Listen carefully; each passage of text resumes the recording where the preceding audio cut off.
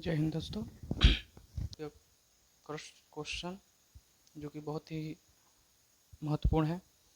अगर वीडियो अच्छी लगी हो तो लाइक और शेयर सब्सक्राइब कीजिएगा। तो पहला क्वेश्चन है कि चंद्रगुप्त रचना की विधा है। चंद्रगुप्त रचना की विधा है। तो पहला हमारा ऑप्शन दिया है कि निबंध, उपन्यास, और तीसरा है नाटक, और चौथा है कविता। तो इसमें से जो ऑप्शन है चंद्रगुप्त रचना की विधा है, तो किसकी विधा है? तो रचना की विधा है। किसकी है? तो रचना की विधा है। दूसरा जो है कह रहा है कि दीप जले शंख बजे के लेखक कौन है? दीप जले शंख बजे के लेखक कौन है? पहला दिया है कि कन्हैयालाल मिश्र, प्रभाकर। दूसरा दिया है ऑप्शन कि शांति प्रिय द्विवेदी। तीसरा दिया है राम वृक्ष बेनीपुरी, और चौथा दिया है देवेंद्र सत्यार्थी। तो हमारा जो ऑप्शन सही होगा वो होगा कन्हैयालाल मिश्र, प्रभाकर। तो तीसरे क्वेश्चन की तरफ बढ़ते हैं। तीसरा दिया है कि शुक्लोत्तर युग के लेखक हैं विनय मोहन शर्मा, उपेंद्र नाथ अश्क, मंत्र भंडारी सत्येंद्र। तो इसमें ऑप्शन जो है विनय मोहन शर्मा है। चौथा दिया है कि हजारी प्रसाद द्विवेदी लेखक हैं पानी के प्रचारी के, बूंद और समुद्र के, आपका बाटी के, या बाण भट्ट की आत्मकथा। तो ऑप्शन सही है बाण भट्ट की आत्मकथा। पांचवा है कि रीतिबद्ध काव्य धारा के कवि हैं। पहला ऑप्शन है बिहारी लाल, दूसरा बोधा, तीसरा दिया है भिखारी दास, और चौथा दिया है ध्याननंद। तो इसमें ऑप्शन क्या होगा? भिखारी दास। छठा दिया है कि पद्माभरण के रचयिता कौन है? पद्माभरण के रचयिता कौन है? पहला ऑप्शन है सेनापति, दूसरा है पद्माकर, तीसरा है केशव, और चौथा है भूषण। तो इसमें ऑप्शन दूसरा बी पद्माकर सही है। और सातवां दिया है कि सूर्यकांत त्रिपाठी निराला की रचना है। ऑप्शन दिया है कि कनु प्रिया, सुनहरे सवाल, या उड़ा लोहा, राम की शक्ति पूजा। तो इसमें ऑप्शन क्या होगा? सूर्यकांत त्रिपाठी निराला की रचना है राम की शक्ति पूजा। प्रयोगवादी कवि हैं भारत भूषण अग्रवाल, केदारनाथ अग्रवाल, रामधारी सिंह दिनकर, या सुमित्रानंद पंत। तो ऑप्शन क्या होगा? भारत भूषण अग्रवाल। नौवा दिया है कि आंगन के पार द्वार के रचयिता हैं। ऑप्शन है पहला धर्मवीर भारती, भवानी प्रसाद मिश्र, अज्ञेय, गिरजा कुमार माथुर। तो ऑप्शन क्या होगा? अज्ञेय।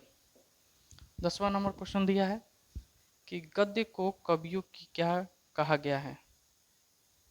भंगिमा, ताल, कसौटी, या ये सभी। तो इसमें से होगा ऑप्शन कसौटी सही है। गबन का उपन्यास है प्रेमचंद, निराला, प्रसाद, या अज्ञेय। तो प्रेमचंद्र का गबन का उपन्यास प्रेमचंद का लिखा हुआ है। प्रेमचंद अपने घर में किस विधा की रचना की है? प्रेमचंद अपने घर में किस विधा की रचना की है? आत्मकथा, जीवनी, कहानी, या नाटक। तो आत्मकथा की है। गुनाहों के देवता उपन्यास के लेखक हैं। पहला ऑप्शन दिया है कि जयशंकर प्रसाद, दूसरा दिया है अज्ञेय, इला चंद्र जोशी, और लास्ट दिया है धर्मवीर भारती। ऑप्शन क्या होगा?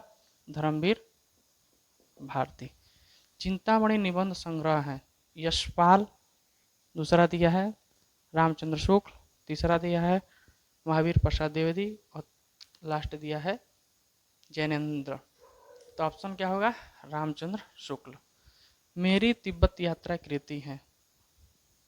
ऑप्शन है राहुल संस्कृत्यायन, जयशंकर प्रसाद, या जैनेन्द्र, या अज्ञेय। तो ऑप्शन नंबर क्या होगा? राहुल संस्कृत्यायन। और 16वां क्वेश्चन है क्या लिखो किस विधा की रचना है? निबंध का, कि नाटक का, कि उपन्यास का, कि कहानी का। तो ये क्या लिखो किस विधा की रचना है? तो निबंध का रचना है।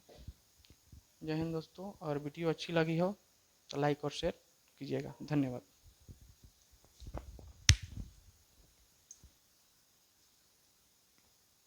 के हिंदी गद्य के विकास एवं विधाओं पर आधारित प्रश्नों के उत्तर जो यूपी बोर्ड और बिहार बोर्ड के लिए परीक्षाओं में उपयोगी हैं, बहुविकल्पीय प्रश्न। अगर वीडियो अच्छी लगे तो वीडियो को लाइक और शेयर एंड कमेंट कीजिएगा। तो पहला हमारा प्रश्न है कि रानी केतकी की कहानी के लेखक का नाम बताइए। तो रानी केतकी की कहानी के लेखक का नाम इंसा अल्लाह खां जी है। और दिया है कि हिंदी के प्रथम मौलिक उपन्यास का नाम बताइए। तो लाला श्रीनिवास दास द्वारा लिखित परीक्षा गुरु जो कि हैं। और तीसरा जो प्रश्न है कि भारतेंदु युग के दो निबंधकारों के नाम बताइए। तो भारतेंदु युग के दो निबंधकारों के नाम प्रताप नारायण मिश्र और बालकृष्ण भट्ट जी हैं। और चौथा जो प्रश्न है द्विवेदी युग के दो निबंधकारों के नाम बताइए। तो पहला है श्याम सुंदर दास और दूसरे हैं अध्यापक पूर्ण सिंह। संकलन त्रय का क्या अर्थ है? संकलन त्रय का अर्थ क्या है? तो किसी एक ही कार्य अथवा घटना का एक स्थान पर किसी निश्चित समय में पूरा होना संकलन त्रय कहलाता है। तथा दूसरे शब्दों में ये कह सकते हैं कि एकांकी में स्थान, कार्य तथा समय की संगति को संकलन त्रय भी कहते हैं। छठवां प्रश्न है कि भारतेंदु युग के 3 नाटकों के नाम बताइए। भारतेंदु युग के 3 नाटकों के नाम बताइए। तो पहला है भारत दुर्दशा और दूसरा है चंद्रावली और तीसरा है नील देवी। 7वां क्वेश्चन जो हमारा है कि आत्मकथा से क्या आशा है। तो उत्तर में लिख सकते हैं कि लेखक जब स्वयं अपने जीवन की कथा को पाठकों के समक्ष पूर्ण आत्मीयता के साथ प्रस्तुत करता है तो उसे आत्मकथा कहते हैं। अब बढ़ते हैं अपने अगले प्रश्न के। और दिया है 8वां प्रश्न कि जीवनी का क्या अर्थ है।